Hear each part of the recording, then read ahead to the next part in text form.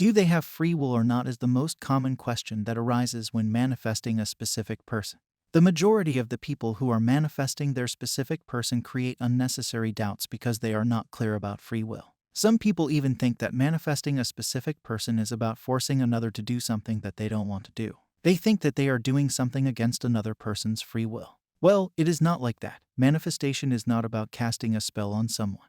All these misunderstandings go away when you start understanding the teachings of Neville Goddard, and I am here to help you with that. By the end of this video, you will exactly know what you have to do in order to manifest your specific person, and you will make that happen in the upcoming days. Manifesting a specific person is easier than you think once you get clear about free will. If I have to answer that in the shortest way possible, then I would tell you that everyone is you pushed out. If you still don't get it, then I would say consciousness is the one and only reality. Now, many of you would be like, what am I saying? How is this relatable to manifesting a specific person? Well, these two statements have everything to do with it.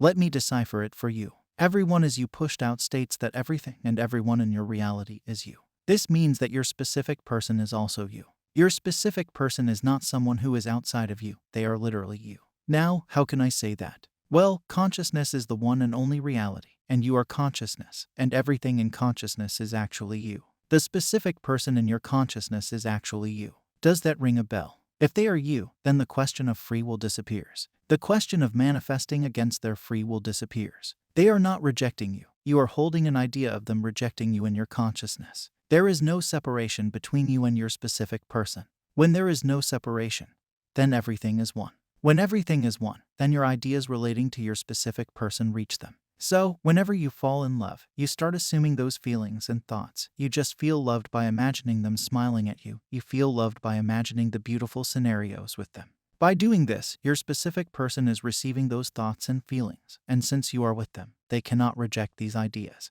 Whenever you think about them, random thoughts pop into your specific person's mind, and this makes them think about you. If you assume that they are going to reject your ideas, then they will, because, as Neville Goddard said, persistent assumptions harden into facts. The assumptions you hold about them get reflected back in your reality. Now, how you relate to them internally reflects back in your physical reality. You are not forcing them to do anything against their free will. If you assume that your specific person loves you, then your specific person is getting that idea and thinking that they love you.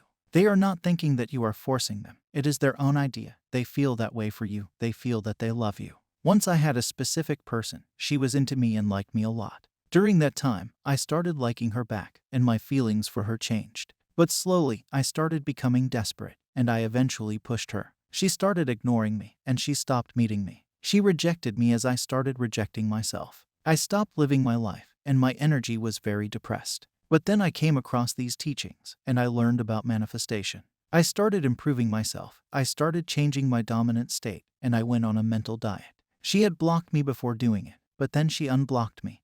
And the situation started changing, but it was hot and cold for me. Then I started changing the way I perceived myself and her, and later our relationship got better. When things fell into place, I asked her one day if she missed me. She was like, every day I thought about you. Every day I was having these random thoughts of you. At that time, I felt goosebumps as I started to get evidence of Neville's teachings. Back then, one of my affirmations was that she thinks about me every day. My affirmations were working even when I was blocked. All of this made me realize that our specific person does not reject our ideas. Also, we don't force them to be with us. We change the way we perceive them internally. We change the way we view ourselves and others. We go internally and change the way we hold our inner conversations with that person, and then the situations in our external reality shift. You are not taking anyone's free will. You are not casting some spell on anyone. In fact, you are not doing anything physically. You are just changing yourself internally. You are changing everything in your imagination. Out of the infinite number of realities, you are choosing the one that you like. You are choosing the reality that your specific person is in love with you. You are choosing reality where you have what you want. If you have lovely thoughts about yourself and that other person, if you think from the place of love, if you have lovely ideas about that person, then they feel lovely and great. In their minds, they get those ideas, and they feel good. They feel fantastic, and during those moments, they don't think about whether the other person is manifesting me or not.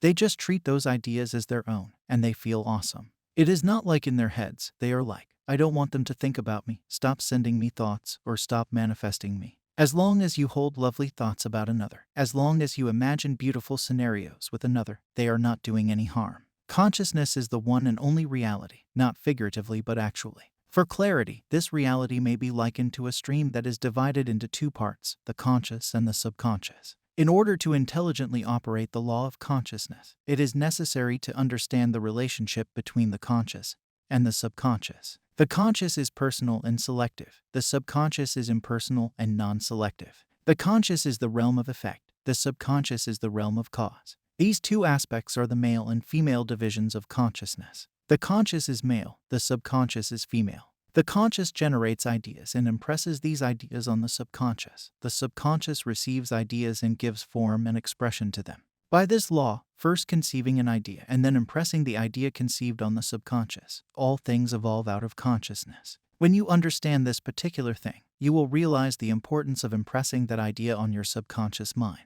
Many teachers and authors consider the subconscious mind to be God. They refer to it as something that manifests our physical reality, and our conscious mind is a gateway to entering this subconscious mind.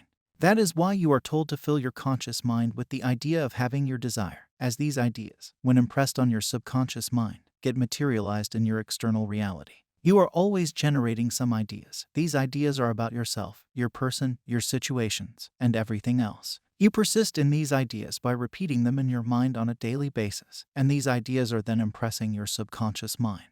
Your subconscious mind is connected to everything. Even your specific person is connected to it. So, whatever thoughts you hold about them, whatever you assume about them, whatever you believe about them reaches to them. Start assuming yourself as the prize. Don't keep your specific person on the pedestal. You have to reach a place internally where you don't need validation and acceptance from others. You have to become a person who is whole and complete, and you don't need anyone else to make it happen. You don't have to be needy of another's love. You have to get to a place where you feel secure within yourself. Many people are seeking validation and acceptance from others. They are relying on someone else. They think they want others to feel complete. That is not at all the case. You need no one else to make you feel whole and complete. You are sufficient on your own. When you realize this and live your life by following this approach, then the game changes in your favor, as now others need you, rely on you, and seek your validation. You are on a pedestal, and other people are craving you. They are seeking ways to connect with you. They are seeking ways to get into your life. You are no longer desperate. You are not needy. And that is one of the sexiest feelings that you can possess. This is how you become a prize. So, the next time you complain, just look internally. Just look at how you view your specific person. Have you changed the way you perceive them? And have you changed the way you perceive yourself? Then you will know where you are lacking. Even if you experience a tiny movement, feel excited because things are actually changing. Just become consistent. The key to manifesting them is to feel secure within yourself. It is to become a prize. They are never rejecting any idea. The question of free will does not exist as they are you. Now, the thing that matters is, what kind of idea are you holding about yourself and your specific person? Is that idea in your favor? Ask such questions, and you will know where you are persisting. Also, if you are manifesting a specific person, then I have designed a fun activity in the form of guided meditation to manifest a call from a specific person. Many people got results after using this meditation. You can find it by clicking on the first video that appears at the end of the screen.